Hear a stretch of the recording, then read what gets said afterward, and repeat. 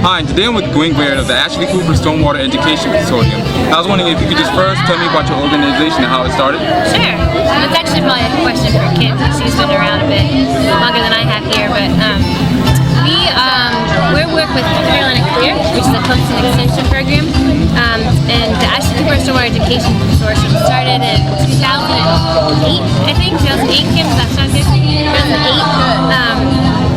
With 13 community partners that needed to meet needs of the stormwater permit for education involvement. So they reached out to Clemson and the Carolina Clear program to develop this consortium, which then brought on different education partners like DNR, South Carolina Sea Grant Consortium, Beautiful, and so it's evolved now into 13 community partners.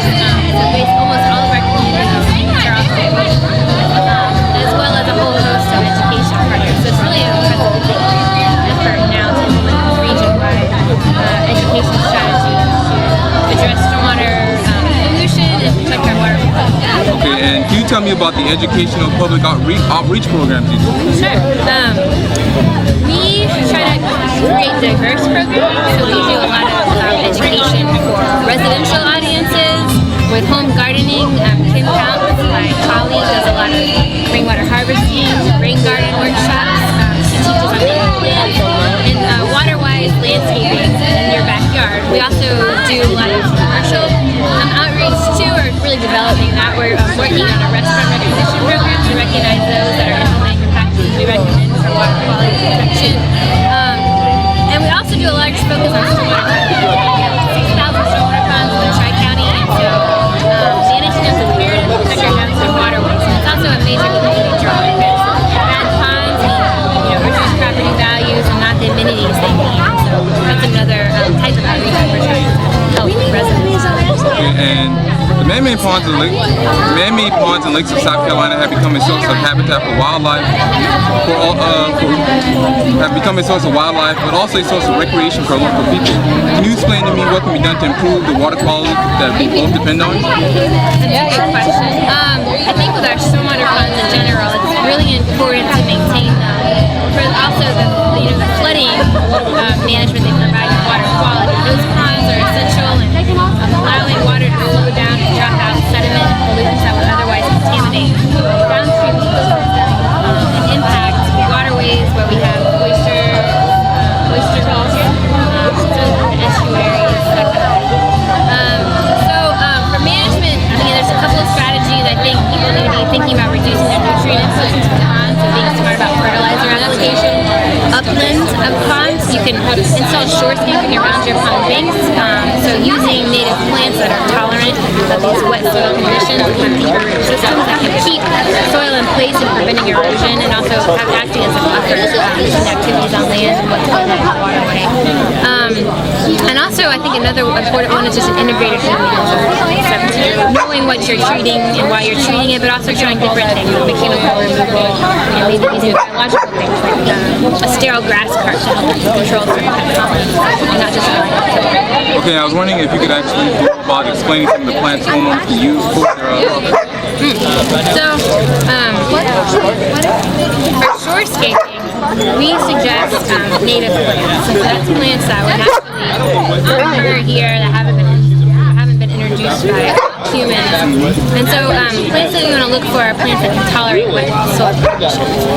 So it would be typically plants that you might find along wetlands, you might find in ditches.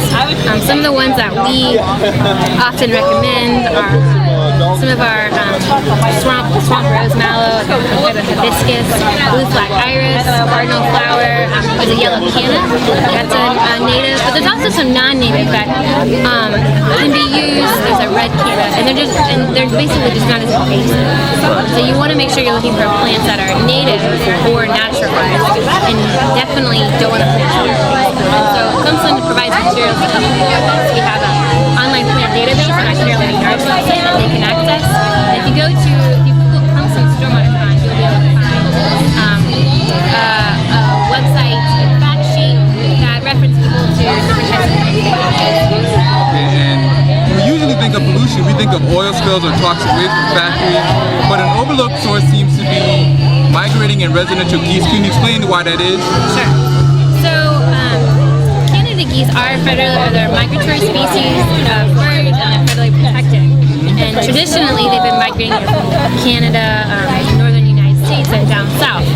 But now, with how we've been developing land, we have a lot more ponds. It's probably pretty prime looking habitat because they tend to be very turf. Not a lot of predators around them. They're establishing residential populations, and so when you get these residential populations, Canada geese themselves, they produce a lot of waste per goose, as well as have a lot higher concentration of bacteria and viruses in that water. And so that's a problem for stormwater ponds because of all the bacteria and viruses they get introduced. We do have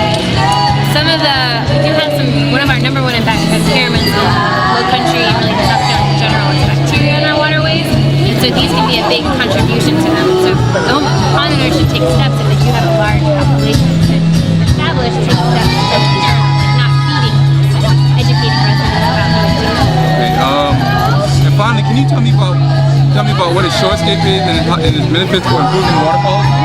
So shorescaping is basically kind of landscaping around the shoreline of your pond. And really the big benefit from shorescaping is the erosion prevention it provides.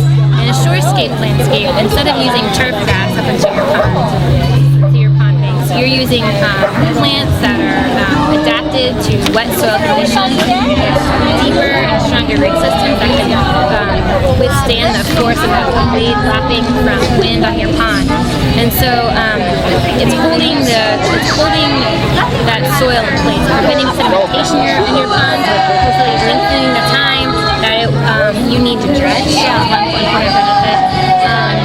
It's providing ecosystem habitat, so you're providing a more balanced ecosystem that encourages different types of insects, amphibians, reptiles, as well as just acting as a buffer between your lawn and the pond. So things you're doing in your landscape at least have some filter naturally through as runoff through the shorescape. Okay, and is there anything that maybe we left out that you'd like to tell the viewers? I think the motive is to start these things. Teach people, or want to teach people, is that storm drains lead to waterways. So everything we do on land ultimately impact the waters we use ultimately for drinking, for fishing, for cleaning, and for swimming. So it's really important that we are mindful of that, are cognizant of what we're doing, and just take action to reduce our stormwater footprint. Okay, and can you give me some contact info if the viewers would like to contact you? Sure, yeah. I think the easiest way for everybody is you can go to our website. That's www.ashleycreek.org. And you can also, we have a Facebook page as well. And I think on there, if you just send us a quick message, that's our contact information on our website too. Shoot us an email when we have it. All right, and thank you. Thank you again for your time. I really appreciate it. This is Christopher Williamson at the 2014 Charleston Green Fair. Please like, subscribe, and comment, and tell me what you think. Bye.